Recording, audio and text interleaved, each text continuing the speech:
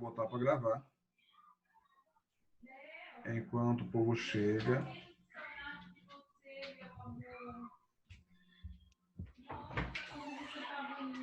E já vou preparando aqui para a gente começar a nossa aula, tá?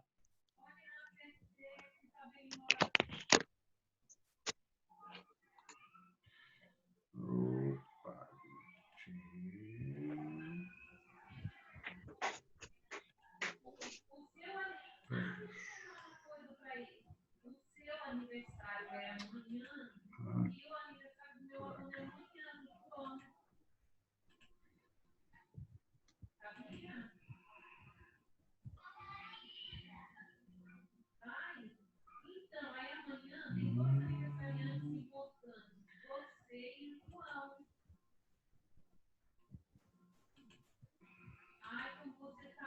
e...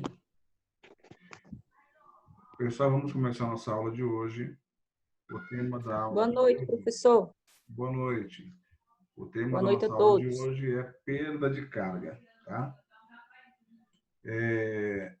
A perda de carga nada mais é do que a energia que o fluido perde durante o escoamento. Então, nós temos aí a foto de uma fábrica, né, da nossa área de química. Observe a quantidade de tubulações que existe numa planta, né, industrial. Dentro dessas tubulações está passando lá os produtos líquidos, né, na sua maior parte na fase líquida. E esse movimento, essa movimentação, esse transporte dos fluidos, eles seguem uma equação matemática. Essa equação matemática, ela pode ser calculada, pode ser prevista.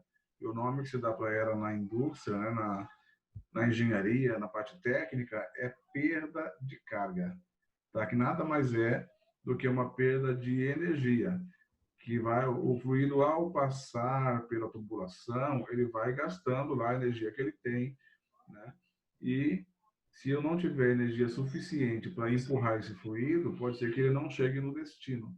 Então, tudo é feito com planejamento, tudo é feito com projeto, tudo é calculado para que não haja nenhuma interrupção no fluxo de matéria, né?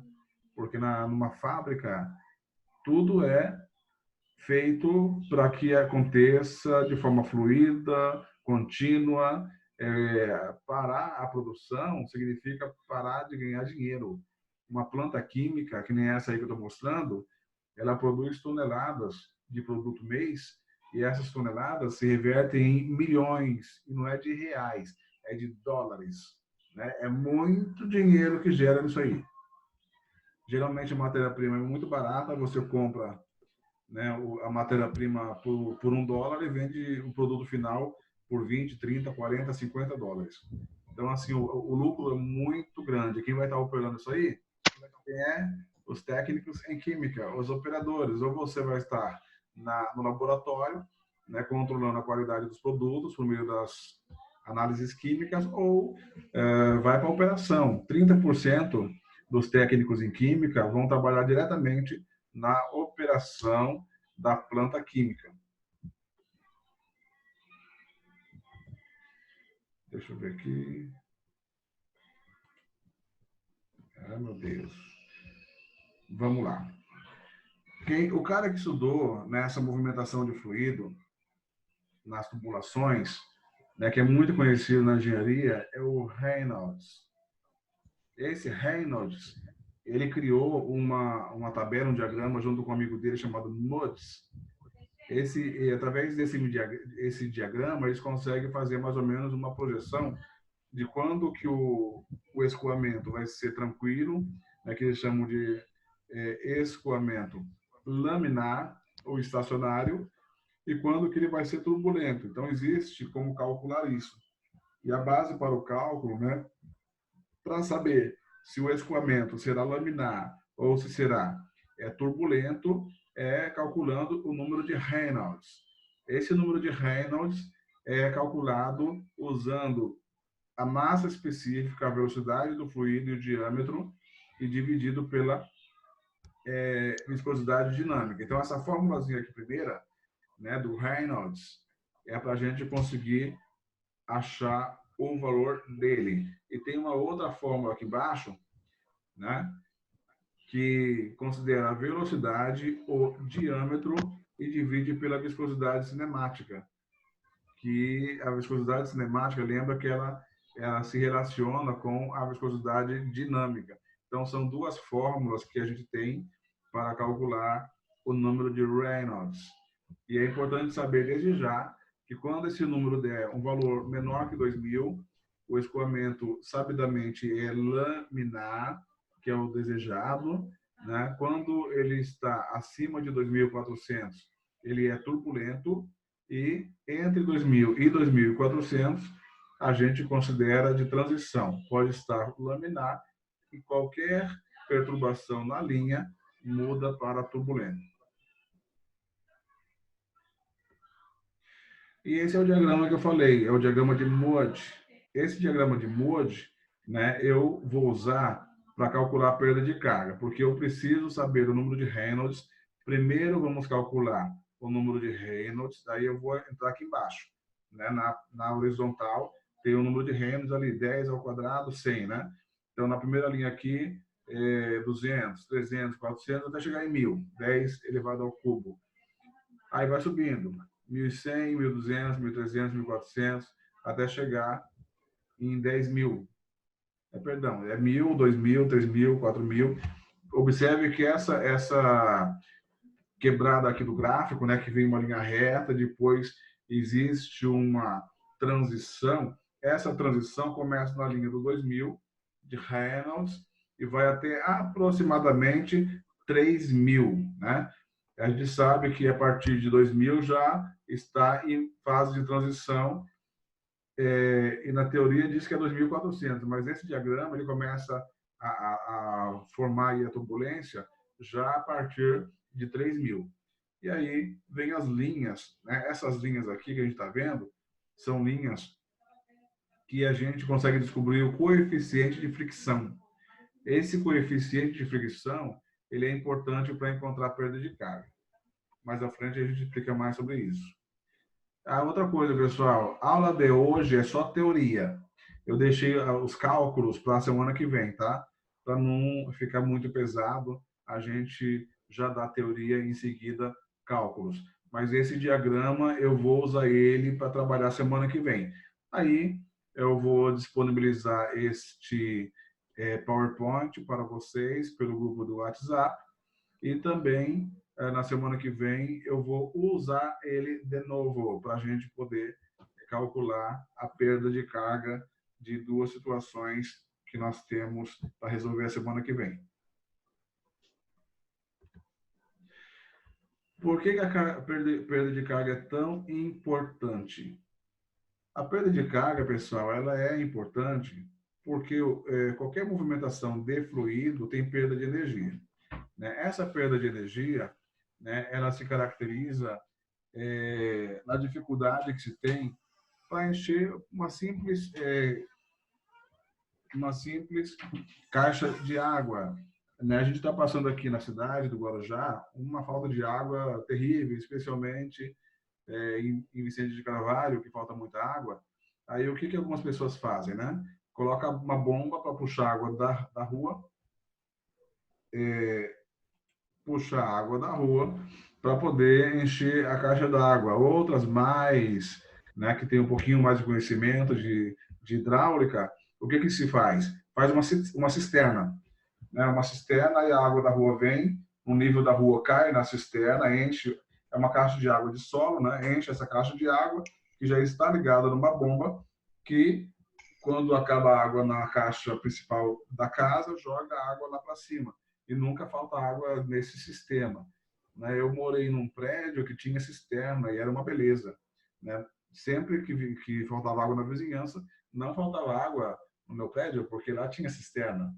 E isso acontecia por causa das bombas, um sistema de hidráulica que alguém esperto, inteligente, já sabendo que poderia faltar água, né, idealizou esse modelo. A água vem da rua, cai na cisterna, que é uma caixa de água térrea, e dali, né, aciona uma bomba para jogar água para a caixa que fica no alto do prédio.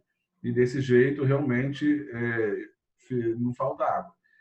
Numa indústria, né, a ideia é semelhante. Existe movimentação de produto, de matéria-prima, de água mesmo, de derivados de petróleo. Essa movimentação é feita por tubulações e precisa ter bombas, né, que vão fazer a movimentação desse fluido líquido. Se for gás, não usa bomba, usa compressor, que faz a movimentação também do gás. Só que para eu movimentar, né, esse material fluido, eu tenho que conhecer quanto que eu vou precisar fornecer de energia para que eu consiga chegar até o destino final desse fluido. Né? A gente sabe que uma das melhores maneiras de transportar fluido é por dutos. Né? O petróleo, por exemplo, ele é colocado em tubulações e é transportado por milhares e milhares de quilômetros. E isso é muito mais em conta para a indústria do que transportar por via de trem ou por caminhão. É muito mais barato, porque o custo maior da tubulação dos dutos é quando vai instalar. Depois que você coloca lá, é só fazer manutenção, né? E com isso barateia demais o custo de transporte de produtos. Só um minutinho, pessoal.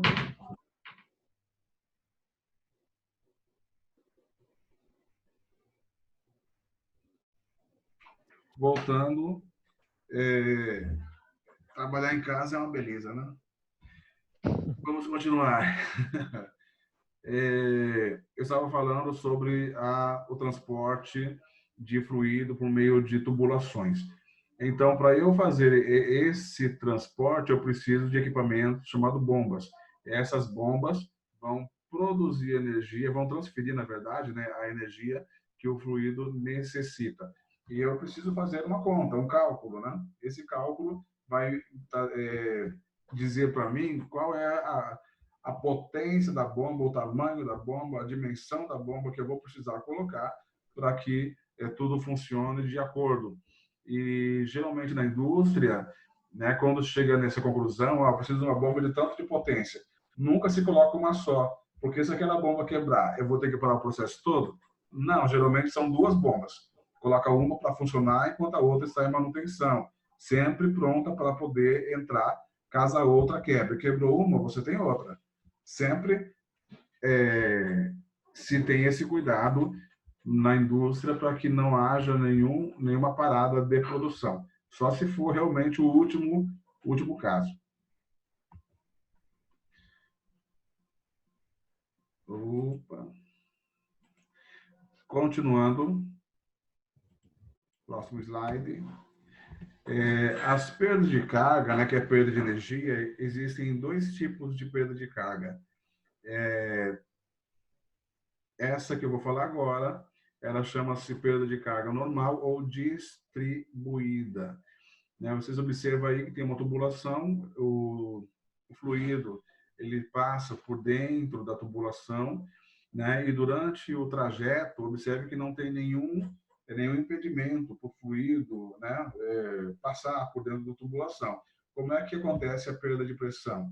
Ela acontece só pelo choque entre as próprias partículas. Quanto maior for o comprimento, maior for a distância dessa tubulação, geralmente é uma tubulação reta, né? Maior será a perda de carga. E tem as perdas de carga aí acidentais ou localizadas. Essas perdas de cargas acidentais ou localizadas, como o nome já está falando, né? Ela se refere a alterações na linha. Eu tenho que fazer, por exemplo, uma curva. Né? Nessa curva, o fluido vai ter que fazer um movimento, né?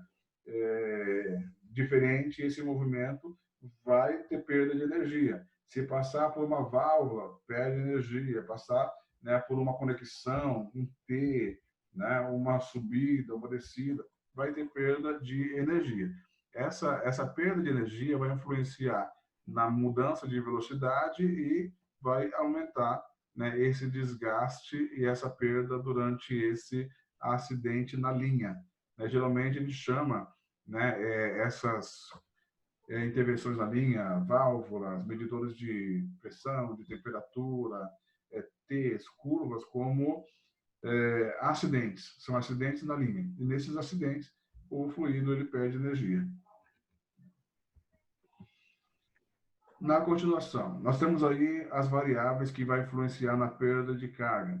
Quando a questão envolvida, né, a variável envolvida é a tubulação, o comprimento da tubulação, quanto maior for o comprimento, maior será a perda de carga. É uma grandeza diretamente proporcional. E aí o símbolo usado é o L. O L veio do inglês length, que significa comprimento. Nem sei se a pronúncia em inglês é essa mesmo, mas vem dessa palavra aí em inglês.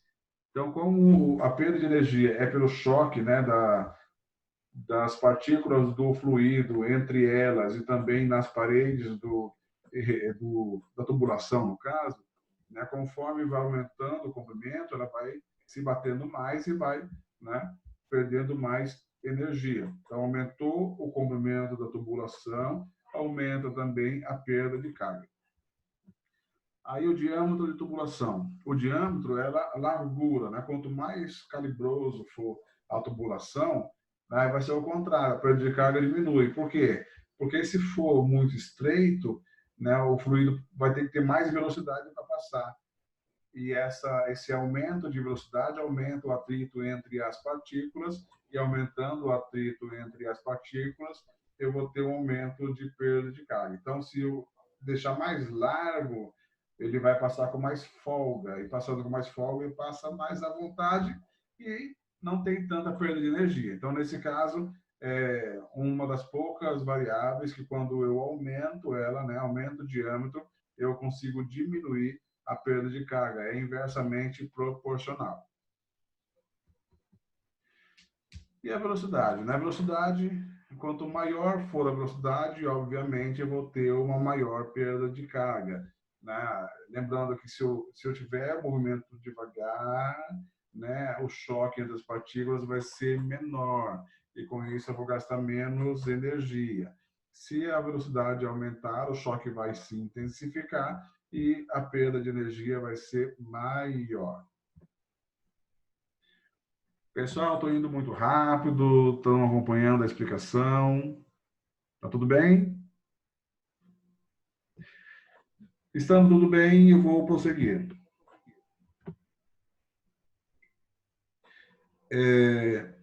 Outras variáveis que existem que influenciam na perda de carga são os fatores, né?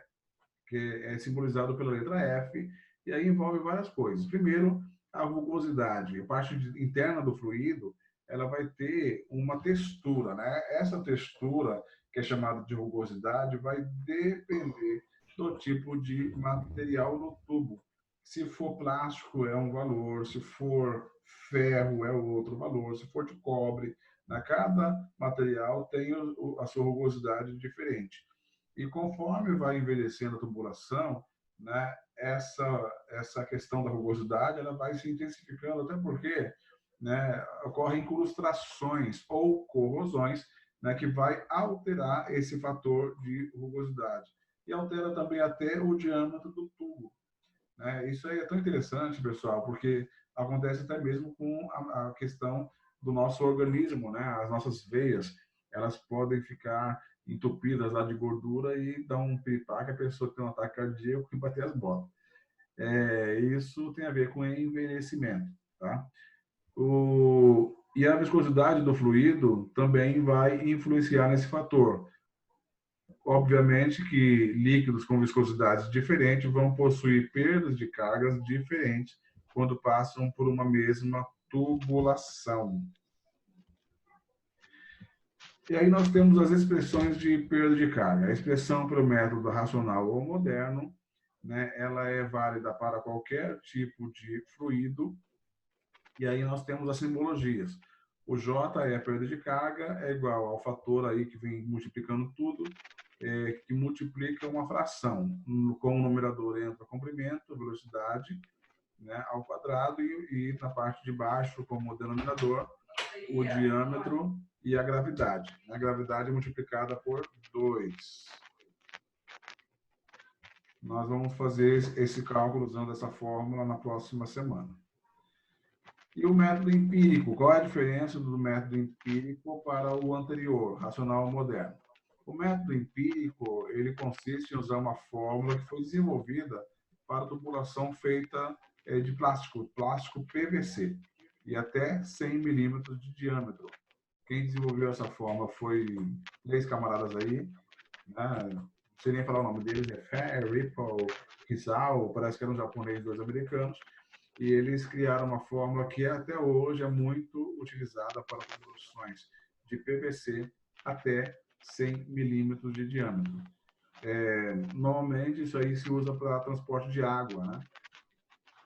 Como a gente vai trabalhar com uma variedade maior, né, eu vou usar essa fórmula geral, racional ou moderna, para fazer o nosso cálculo de perda de carga. E eu também registro aqui que esse cálculo de perda de carga nosso é apenas uma demonstração superficial de como se faz esse tipo de cálculo. Vocês vão entender isso com maior profundidade, né? Vão conhecer a perda de carga com bastante conta, bastante cálculo, para quem for fazer faculdade de nível superior, né? De química ou de engenharia, especialmente em engenharia, vai ter muito cálculo de perda de carga. E aí vem aí o princípio de Bernoulli. Quem é o Bernoulli? Bernoulli foi um italiano, físico, estudioso de fluidos, gostava de mexer com isso, e ele conseguiu fazer uma associação, né, de pressão com a velocidade do fluido. Então, o princípio dele também é chamado de equação de Bernoulli, tem o princípio de Bernoulli, equação de Bernoulli, tem 3 nomes que dá para isso aí.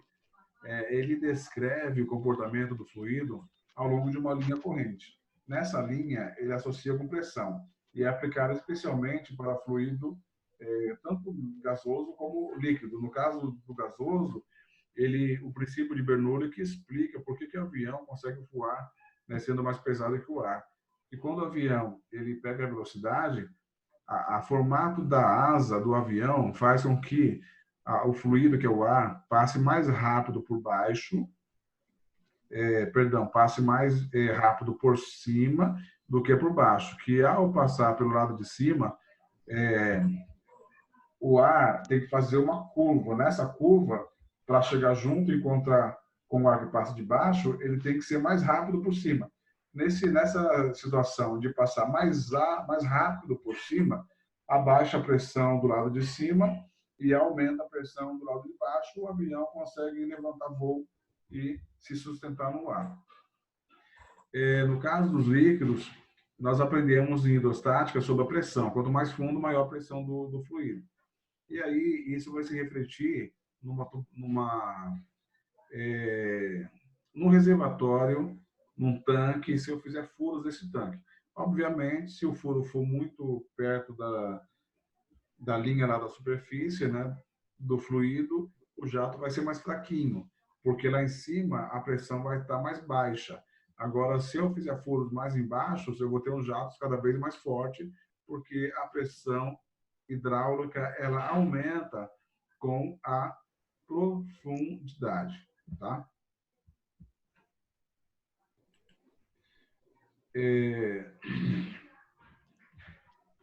Continuando.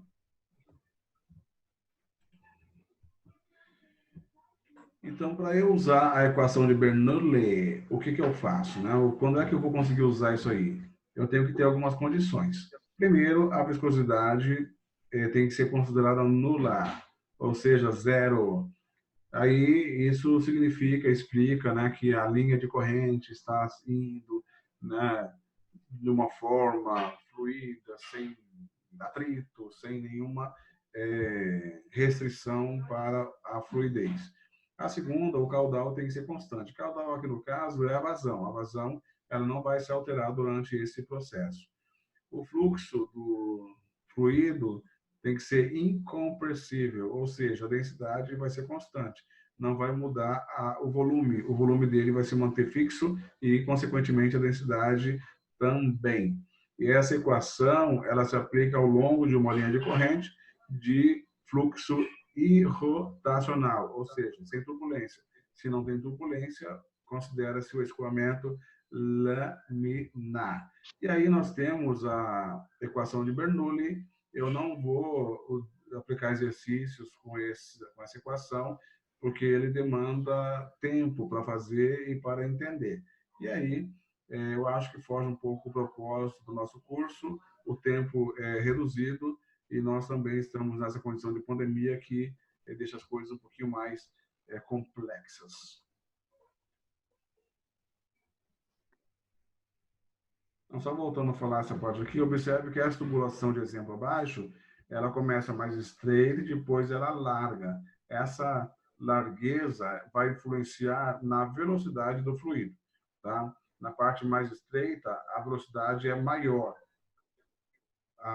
Quando eu diminuo a área, né, eu preciso aumentar a velocidade para manter a mesma vazão. Lembrando lá que a vazão é constante. E aí, quando alarga a tubulação, eu vou ter uma queda de velocidade, porque a minha área de passagem de fluido ela é maior. E aí, como a vazão não se altera, eu vou ter que mexer na velocidade desse fluido. E isso aí, nós vimos na aula anterior, né? É chamado de equação da continuidade, que tem a ver também com o Bernoulli. O que está continuando aqui é a questão da vazão. A vazão não se altera, porém, nós temos alteração de velocidade quando você muda a área de seção do fluido. Aí vem a pergunta, né? De onde que está essa energia que o fluido tem? Ela se divide em três partes, né, energéticas no fluido. A primeira é a cinética. A cinética tem ligação direta com a velocidade do fluido. A segunda é potencial gravitacional. Isso tem relação direta com a altitude que esse fluido esteja. É o princípio usado nas represas, né? Você represa um rio e aí você usa essa diferença de altura da represa lá em cima para o rio lá embaixo, passa água por uma tubulação e essa energia vira essa energia potencial gravitacional da represa, ela é convertida em energia elétrica para nós. O Brasil é um dos maiores países do mundo em produção de energia hidroelétrica usando essa energia potencial gravitacional. E a energia de fluxo, essa energia de fluxo, ela tem relação direta com a pressão que o fluido possui. Aí na divisão da fórmula aí do Bernoulli, eu não consegui achar em português, achei em inglês, mas dá para entender, né? Começa com P, P1 é pressure, energy, significa energia, a energia da pressão. A segunda, cinetic energy per unit volume, energia cinética por unidade de volume. E a terceiro item aqui, potencial energy per unit volume, relacionada à energia potencial, tem o H ali, que a gente usa também como símbolo de altura.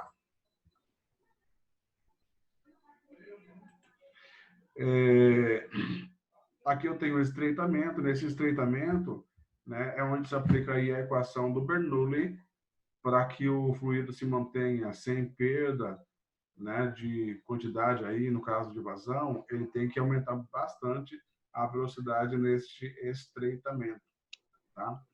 E é para isso que a gente usa a equação de Bernoulli e também a equação da continuidade. E para finalizar a parte teórica de hoje, nós temos a equação de Torricelli. A equação de Torricelli, na verdade, é uma simplificação da equação de Bernoulli e é aplicado, no caso nosso aqui da mecânica de fluidos ou da hidrodinâmica, em escoamento de fluidos em pequenos orifícios. Nessa situação aí, eu tenho um tanque vazando, né, pelo orifício. Eu, aplicando a equação de Torricelli, eu consigo descobrir a velocidade que o fluido está escapando ali daquele furo, só conhecendo a altura entre o furo e a superfície do fluido dentro do tanque. Então, eu multiplico a altura vezes gravidade vezes 2 e calculo a raiz. O resultado vai ser em metro por segundo, tá? E assim sendo, acabou a apresentação.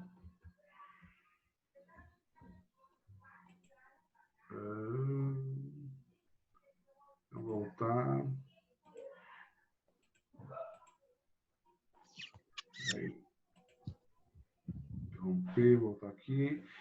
Pessoal, agora vamos para a atividade de hoje.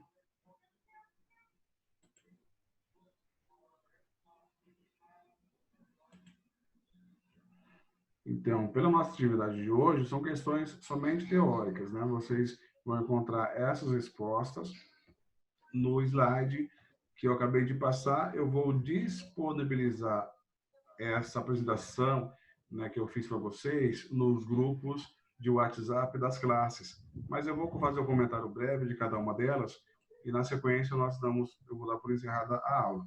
Tá? Então, primeiro, o que é número de Reynolds e para que serve? O número de Reynolds é um número, né, que foi desenvolvido por esse camarada aí, o Reynolds, e ele serve para a gente encontrar, né, o fator de resistência do fluido para a gente conseguir calcular a perda de carga. Então, esse é um número que ele serve para achar a perda de carga. E o que é perda de carga? A perda de carga é a perda de energia que o fluido tem durante o escoamento. Deu um exemplo. O exemplo da caixa d'água. Na caixa d'água, para você encher uma caixa d'água, se não tiver força para a água subir, você tem que colocar uma bomba, né, para bombear essa água até a caixa d'água. Geralmente, a caixa d'água é colocada no lugar alto para que a água desça de lá por gravidade. Eu esqueci de comentar isso, mas em qualquer cidade se coloca uma caixa d'água bem alto, né? Um lugar bem alto. Aqui no Guarujá tem morros, né? Então, boa parte das caixas d'água são feitas em morros, porque de lá a água desce para abastecer a parte baixa sem precisar de bomba nenhuma, porque desce por gravidade. É o mesmo que acontece nas nossas casas ou nos prédios. A caixa d'água é colocada no telhado, na parte mais alta, e de lá ela desce por gravidade. Só que para a água chegar lá em cima, eu vou precisar de uma bomba. Né? Mas na minha casa não tem bomba e a água chega. Não tem na sua casa, mas a empresa que abastece água para você, ela tem bomba para abastecer o reservatório do bairro ou da cidade. Tá? No reservatório mais elevado, só chega lá por meio de bombas. 3. Qual é a importância da perda de carga em uma instalação hidráulica? A importância é para dimensionar o equipamento que eu vou colocar, e especialmente a bomba. Né? Quanto mais energia, maior a potência da bomba que eu vou precisar usar na minha rede hidráulica. 4. Diferencie perda de carga distribuída de perda de carga localizada. A perda de carga distribuída é aquela que acontece em linha reta, tubulação retilínea, e acontece que essa perda de carga apenas é devido ao choque das partículas entre elas próprias e também na parede de tubulação.